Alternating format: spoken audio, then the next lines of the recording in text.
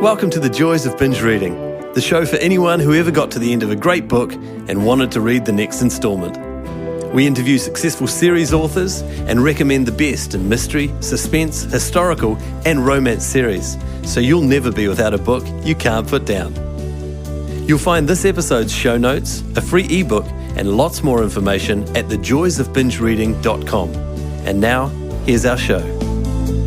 Mimi Matthews has enjoyed best-selling success in Victorian fiction and non-fiction, with romances that ask thoughtful social questions as well as entertain, and also her playful animal tales like The Pug That Bit Napoleon, a not-so-romantic interaction that took place on his wedding night and is one of dozens of amusing animal stories from the 18th and 19th century. Hi there, I'm your host Jenny Wheeler, and today Mimi talks about her latest book, Gentleman Jim, a rollicking romantic regency, and tells what it was like to get her first publishing deal when she was still just a relatively young teenager. To help celebrate the ending of what has been a pretty hard year for many of us, Mimi's Christmas novella, A Holiday by Gaslight, will be one of 4 books featured in our 12 Days of Christmas giveaway starting this week. Yes, over the next 4 weeks, you'll have a chance every week to win one of 3 holiday reading book bundles made up of 2 historical and 2 contemporary Christmas stories. That's right. Every week we'll be giving away 12 Christmas books as our gift to you in our 12 Days of Christmas giveaway. Enter on the joysofbingereading.com website or on our Binge Reading Facebook page. Details on the podcast show notes. But now, here's Mimi. Hello there, Mimi, and welcome to the show. It's great to have you with us. Hi, Jenny. I'm so glad to be here. Thanks for having me. Look, beginning at the beginning, it's a very predictable question with the show now because it's one I ask every one of our guests, but I think people always want to know the answer to this question. Was there a once upon a time moment when you decided that you just had to write fiction?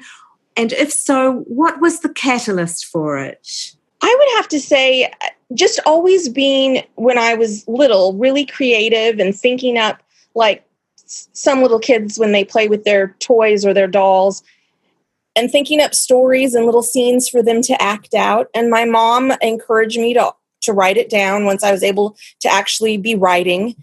So this would have been in elementary school. And I just kept doing it. No one ever told me, you can't do that. You're not old enough. You don't know enough. So I felt really comfortable just writing out my ideas and little bits of dialogue. And eventually, by the time I was 13, I had written a book. I mean, it's not a masterpiece, but it was good enough that I was able to send it out on submission. And then when I was 18, I got an agent. So I think a lot of it had to do with just being young and a little bit of a dreamer and no one ever saying, that you can't write these down. You can't make stories. So I just did, and it just ended up becoming books. Amazing. Quite remarkable that at such a young age you were able to do that, isn't it? I never even realized it when I was doing it because I had just always been doing it. And it was nothing really highbrow or technical. I didn't have a ton of skill at plotting things out or character development or pacing. I didn't know anything about those things. But I really enjoyed doing it, and I was really shy, and it gave me a way to express myself, and it was very immersive. So it was almost like reading a book, the way you get immersed when you're reading, but I was able to create the stories myself. So it definitely filled a need for me when I was little, I think. Now, you've become a best-selling writer of Victorian fiction and non-fiction, and you've had lots of books out now, and we will refer to some of the ones that you've previously published, but the latest one out this month is a standalone Victorian romance called Gentleman Jim. And at the heart of this story, there's a hidden identity story about a stable boy who is not what he seems, and we won't tell the listeners anything more than that because we don't want to spoil the story for them. But this hidden identity thing, it's quite a common trope in Victorian literature, but you've made it into a really interesting story. Is that part of the attraction for you to have those family secrets? For Gentleman Jim, it's actually set right at the end of the Regency, which I feel like was a little bit more of the novels of that era were a little bit more adventurous, or novels set in that time period, sort of the Georgian era, before it became more constrained in the Victorian era. Oh, I see, yes. And so I feel like it just allowed to be, I don't want to say it allowed to be a little crazier, but just more exciting things to happen, like an adventure and hidden identities and duels and things that I normally would not put in one of my other romances, because they're a little bit more, I would think, a little bit quieter, maybe a little more thoughtful. And Gentleman Jim was something I started, really early when I came back to writing. So around 2013, 2014. And after the first 30,000 words, I set it aside because I had another project that I did instead. And I came back to it a lot. I worked on it a lot during the pandemic, the beginning of the quarantine. And I think just the feeling of being so stifled and indoors and everything so quiet inspired me to write something that was a little bit more really adventurous than I would normally do, just because it filled a need to, just to explore something a lot more exciting. And the time period really allowed for it, especially it being, I was inspired by novels that sort of had similar themes, like The Count of Monte Cristo and The History of Tom Jones, A Foundling, which is an earlier novel, but had sort of similar ideas of hidden identities. You don't really know who someone was or their full story, and the way things come about and justice is finally done. So I really enjoyed writing it. Sure, you mentioned that word justice, and there is a revenge element in that story too, quite a potent part in that story. For more than one character is intent on some sort of revenge. And it seems to me that a number of your books, that the idea of getting justice, whether it's by legal or illegal means, is quite important. Would you say that's right? I think so. I really love to see if somebody has done something wrong, and I mean like a serious wrong, for them to get their comeuppance. And unfortunately, in real life, that probably doesn't happen as often as we would like, where bad people have to pay a price for being bad or being evil. And so fiction really fills a need, especially lately. I find I'm reading a lot of mysteries and things where at the end, the bad person is arrested and goes to jail, because it just feels like right now, seeing bad people get justice is really satisfying. Yes. We won't expand that into what's been happening in America right now. Yeah, probably not a good idea. So keeping ourselves to the Victorian period, most of your work has been in the Victorians. Is that right? I just wondered what attraction there was for you in that particular period. It has, I believe. So Gentleman Jim is my 10th novel. And of all those 10, only 2 of them were Regency. All the rest are Victorian. Okay, yes. And I'm mainly drawn to it because it's a period where there was a lot of change happening, not just in the world with science and invention and women's rights and animal welfare. People were becoming more sensitive to the plight of animals. Just a greater understanding of the world. And as you see, also the social mobility, people who were working class and maybe able to make more money and able to sort of ascend to another class, which is very interesting to me. And I feel like in some ways, to a degree, it's really relatable, because we live in a world now where there's a lot of change all the time, new inventions, new technologies, just changing things in how we deal with the world, how we see the world. And it can be unsettling to some people. And so exploring those characters, how they adapt to change, whether they embrace it or whether they become very rigid and unwilling to change, that's something I find really interesting. Yes, look, and also in our time of Me Too, I think that we've all become much more aware of what women in that period, how they were almost powerless to deal with men around them if those men had ill intentions towards them. And right. I'm thinking of the one before Gentleman Jim was called Fair as a Star, and your heroine Beryl looks like she's got the perfect life, betrothed to a wealthy Sir Henry, but it isn't as wonderful as it looks. And a lot of your women, marriage is really the only career path, in quotes, that they have, especially for women of class. And you introduce a lot of interesting questioning in a quiet sort of way around that idea, or even if it's just sympathetically treated, that this is about the only option they have. So they're forced into seeing it really as a business decision, a lot of them, aren't they? Right. As almost a way of securing their future. Where am I going to be able to be taken care of, safe, provided for?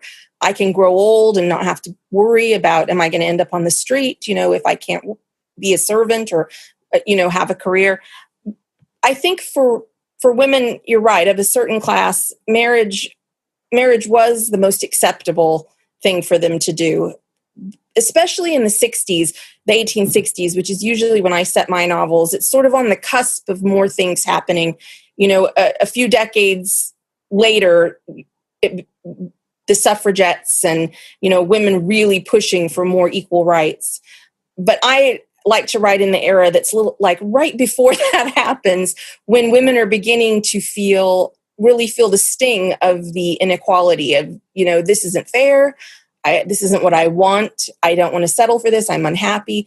And in Beryl's case, I wanted to have a character dealing with what is technically clinical depression, more of it is a physical thing, not just a state of mind for her, which is how some of the people want her to deal with it. Why can't you just be happy? Why can't you just be positive or get your mind off things? Because that women's issues, almost on any level, were so misunderstood back then. And I thought how wonderful it would be to have a hero who actually listened to her and understood her and accepted her, the dark parts and the light parts. So that's sort of what I was trying to do with Fair as a Star. And I think I did it. But, you never know. It depends on which reader's reading it, I guess.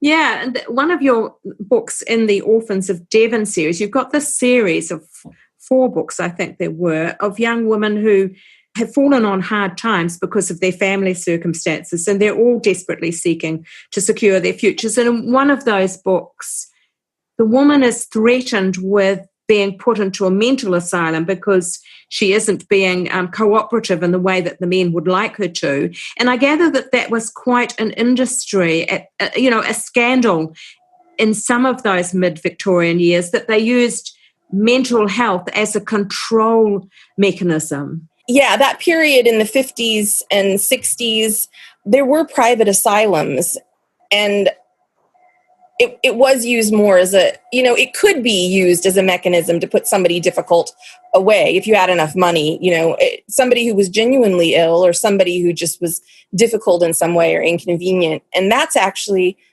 explored really well in Wilkie Collins' The Woman in White, which I don't know the exact publication date. It's from the 50s. It was set not very much earlier than I set the matrimonial advertisement, but just the fear of that, knowing that you were powerless in that way, that if you had, a relation who could attest to you being unstable in some way. Or I think in the case when I was researching the matrimonial advertisement, one of the things I read was that it would only take 2 doctors attesting to it. That was enough, just 2 doctors. So if your relation just hired 2 people who would write something out, I mean, it didn't take very much, because a woman a lot of times was in the power of male relations or her husband. So it could be really scary. And certainly that's a part of some Gothic novels that give it an extra creepy feeling. Yeah, and I guess things like postnatal depression, or even just what they called melancholia, which was really just a form of depression, I guess. You could just be put in those places for that kind of thing. It didn't have to be that you were acting all crazy or hearing voices in your head or anything. Absolutely. In the matrimonial advertisement, the heroine, Helena, her mother actually was put into an asylum for that very reason, that she had postpartum depression that was very severe.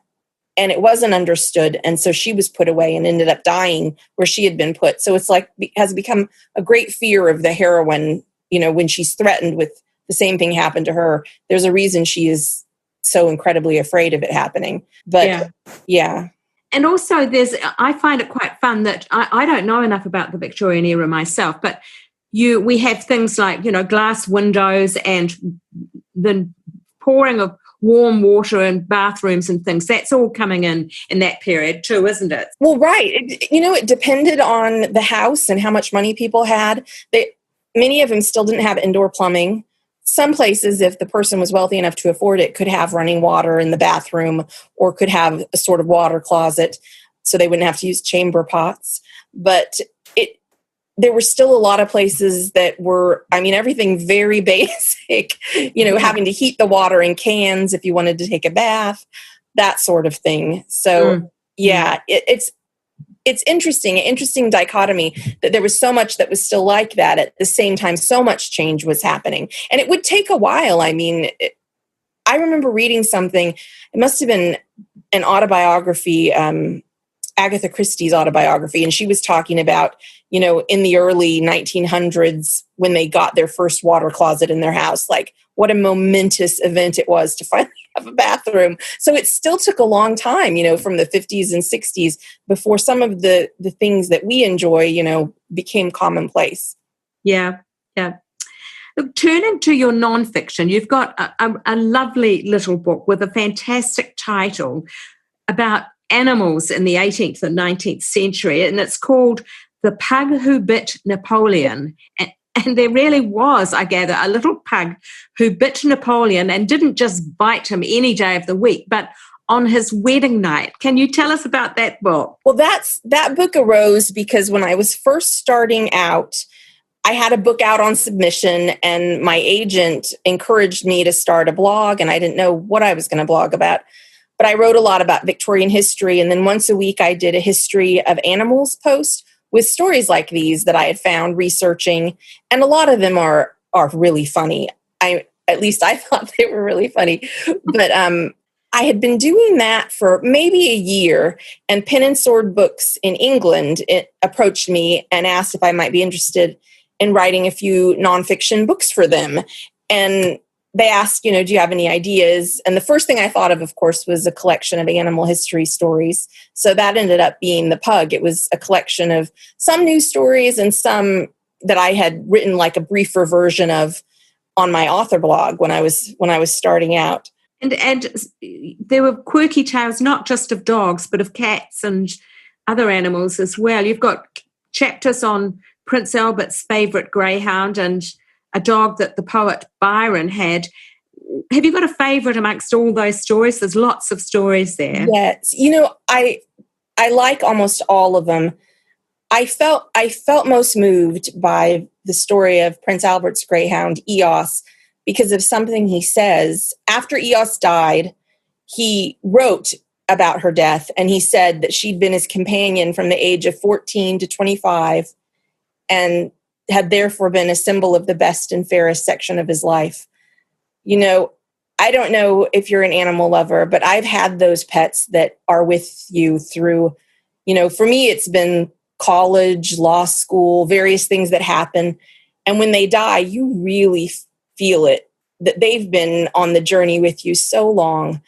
And I ended up dedicating Pug Who Bit Napoleon to my dog, John, who he had actually been my dog when I moved out of my parents' house and when I bought my first place and went to college and law school, and up until I took the bar. And he passed away after I took the bar exam. And I felt that's what he was, a symbol of the best and fairest section of my life. So that I find incredibly moving, thinking about Eos, the greyhound. Yes, you say on the back cover of that book that you have now still got quite a collection of a menagerie at home yourself. So it's obvious you are an animal lover yourself. A huge animal lover. I would have more animals. If I had a little farm, which has been my lifelong dream, I don't think it's probably ever going to happen. It's hard work to have a little farm, but yeah. I would have many more animals. I see you've got an Andalusian dressage horse. Do you still take part in dressage? I don't ride because I have a neck injury. So not long after I had my first neck surgery, I was able to ride again. But then when my disc fusion in my neck broke, I couldn't ride anymore. And so he's with my trainer, an amazing dressage rider. She has the USDF gold medal. And she had one of the assistant trainers compete him for me for a while. And it got up to a point, and I finally thought, why am I still making him do this?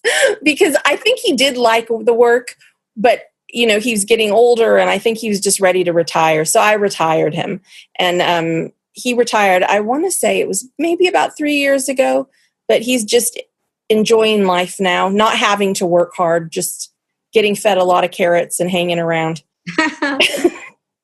Now, because we're approaching the festive season, I wanted to also talk to you about, you've got a Victorian Christmas novella, which people might be interested in looking up, called A Holiday by Gaslight. And I think those themes that we've talked about in your other books, marriage as a pathway in life and big social change, I think they both feature in that book, don't they? You managed to get in Charles Darwin, Prince Albert, and the invention of gaslight into the story. What was funny about that particular story is I had intended to have Charles Darwin in it and gaslight being fitted out in a country home. And I didn't realize until I was already a chunk of the way into it that, oh my gosh, the year that it's set in is the year that Prince Albert died. The Christmas that he died in December of 1861, and my book is set Christmas of 1861. So there was no way that a family like that would have gathered and not mentioned that Prince Albert had just died. So I wove that into the story too, but that was a lot of fun to write. And I just love Christmas and Victorian Christmas and writing about all the things they got to do, the decorations and things. That was a lot of fun. So is that the only Christmas one you've done?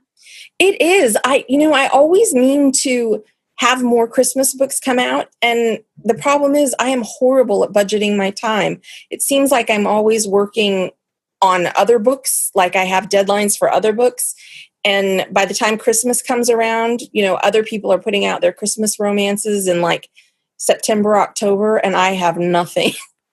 So I just I aspire to become better at managing my writing time, but it's difficult because a lot of it depends on, with having a neck injury, if I have a pain level one day, I may not be able to write at all. So I never can just be like, okay, I'm going to write every day this many words for this many months and turn out this many books, because it just varies depending on, what's happening physically, which is unfortunate, but I feel lucky to write it all. So okay. Yeah. Look, turning away from the specific books and just looking at your wider career, you have mentioned about going to law school, and I think you have quite a very strong academic background. Can you tell us a bit about your life before you became a full-time writer, and how did you kind of move back into full-time writing from being involved in law? Well, I did write, not fiction, but I did write in college and law school, tons of papers and tons of really big research projects. And sometimes I was able to incorporate the Victorian era into it. When I was in law school, I did a really huge paper, or it seemed huge at the time. It was like 30 or 40 pages on the British Courts of Chancery under the supervision of Geoffrey Hazard, who's like he was a very famous law professor here. And so I feel like I've been researching to write about Victorian stuff for many, many years, even if I didn't know I was going to put it into novels. And then, after my injury, there was a period of time where I couldn't work or, do anything law related for the same reason. Initially, it was just too close to having the repair surgery they did on my neck after it broke. But eventually it was too hard to predict, what days would be good days and what days would be bad days. And so I sort of fell back into writing, which was something I could do, sort of whenever, any time of day, just when I felt up to it. Some days I could do more, some days I could do less. And so it was a natural progression. And then when my book started doing so well, which was around, I guess, 2018, it just ended up, I could justify just doing that and not have to worry about going back to anything related to the law. And I think writing novels incorporates the things that I loved actually the most about the law, which was the research and writing. The legal profession is a very writing heavy profession. And this way I get to do the things that I love most while still having a career that accommodates my limitations because of my injury. So it's sort of the best of both worlds.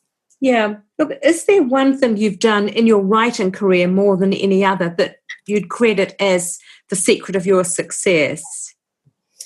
I was thinking about this. I don't know if it's resulted in my success, but I always just write what I want to write, the things that interest me. And I have been lucky in most cases that it interests other people too. I don't think you can stick with something if you don't love doing it. And so I just feel like writing what I love has been something that, who knows if I would have stuck with it, even if books had been selling well. I think if I didn't enjoy the writing process and the stories I was telling and the research I was doing, I'm not sure I would have stuck with it, just because you just have to love it. I feel like it's a solitary profession. You're alone, just you and your manuscript. And I feel like you really do have to love what you're doing. Sure. And is there any best and worst advice for new writers starting out, regardless of their age, but people who aren't so experienced at writing, that you would think would be good to pass on? What were your own expectations when you started out? And did you find that you met them, or were you rather sort of bemused at the beginning about how things were going? There were many times at the beginning. I was agented, so I did have somebody I could ask, but my agent was not a writer. And there were many times that I sort of lamented that I didn't have a sort of mentor, that I could say, am I doing this right? I don't mean even the writing part, but all the things the writers expected to do nowadays, like social media, or when a book goes on sale and how you promote it, just basic stuff, which it's not very intuitive. You just don't really know what to do. So I had wished I had a mentor. So, I feel like for that reason, if you can join a club to be around other writers and learn about things like that would be good.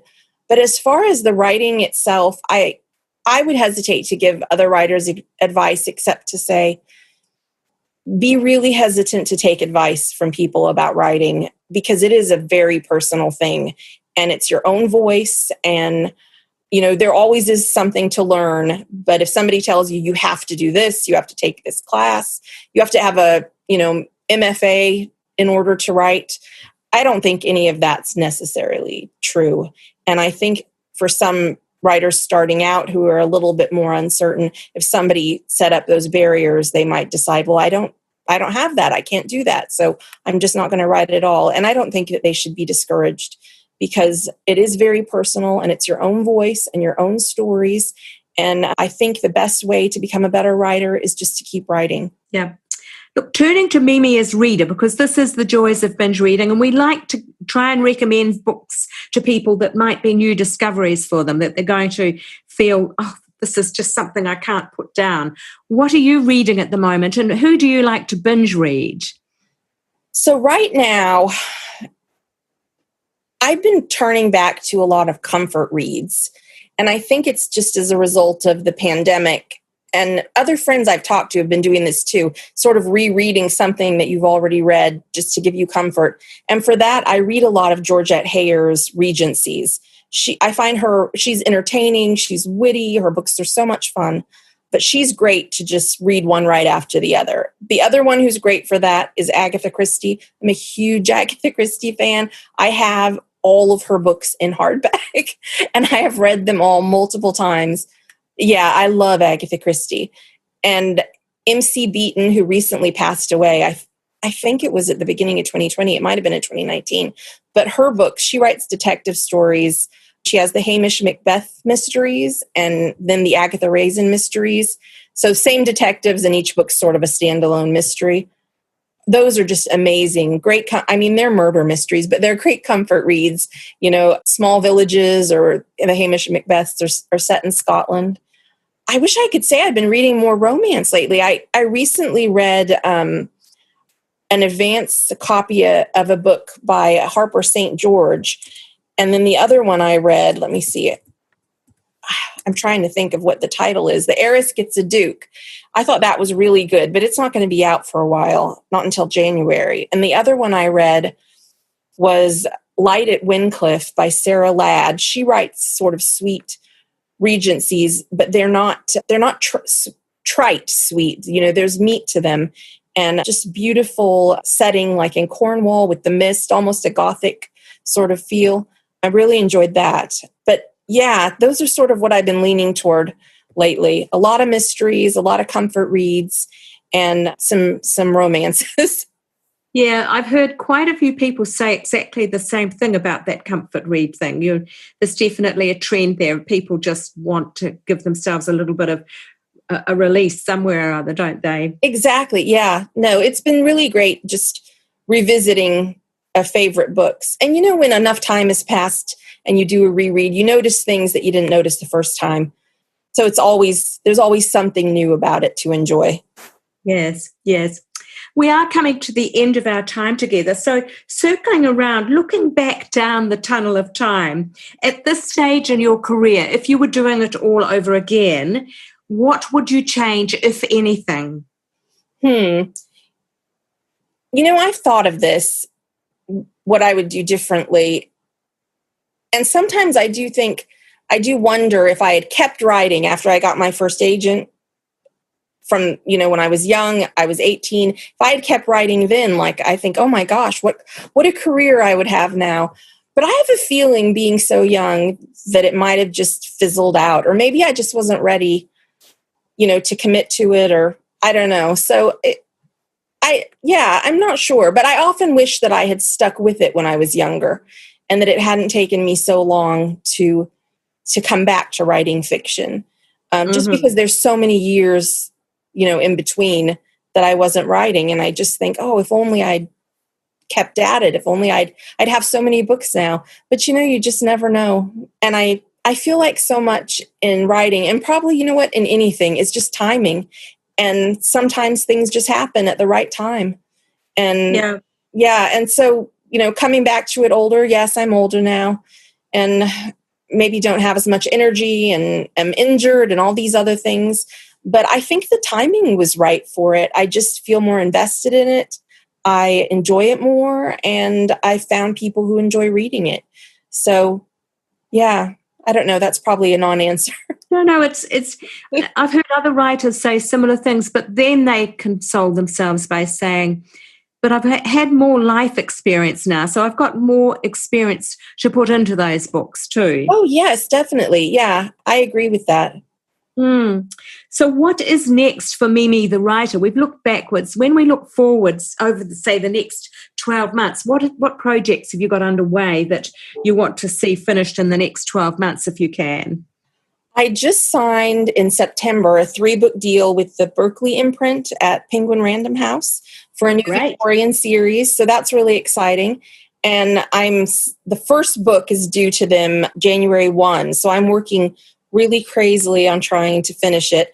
It's loosely connected to my Parish Orphan series. The hero of the new book, it's called The Siren of Sussex, is the half-Indian habit maker. His name is Ahmed Malik, who was in my Parish Orphan series as sort of a side character. He's become the hero, and I always knew he was going to be the hero. I wouldn't have made him making dresses if I didn't eventually intend for him to be a fashion designing star of his own book.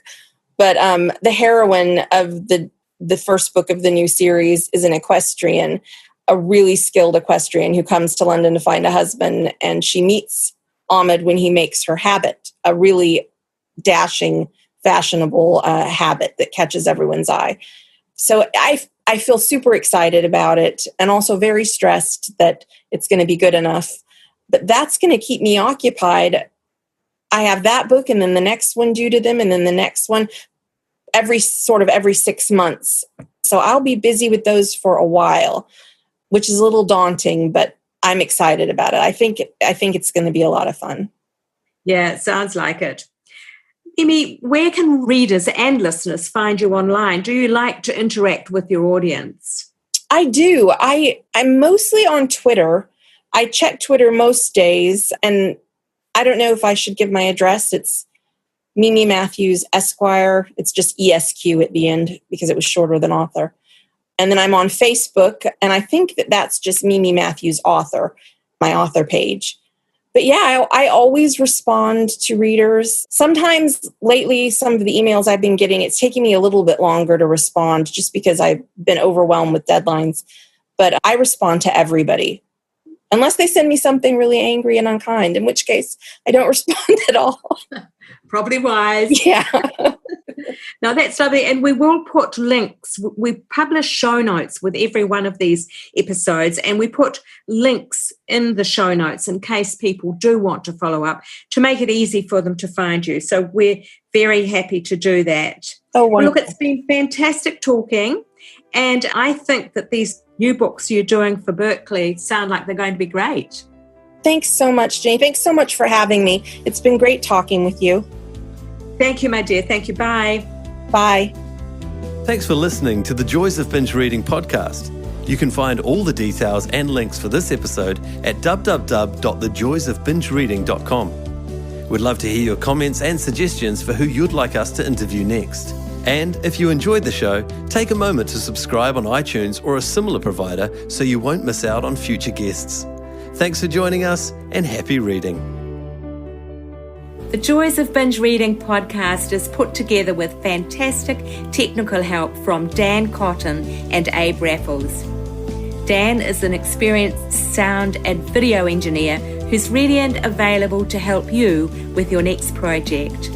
Seek him out at dcaudioservices@gmail.com. That's D for Daniel, C for Charlie, audioservices@gmail.com, or check our show notes. He's fast, he takes pride in getting it right, and he's great to work with. Our voiceovers are done by Abe Raffles, another gem of sound and screen. Abe has 20 years of experience on both sides of the camera/microphone, as a cameraman director and also as a voice artist and TV presenter. I think you'd agree that his voice is both light-hearted and warm. He is super easy to work with no matter what the job. You'll find him at Abe, A-B-E, at pointandshoot.co.nz.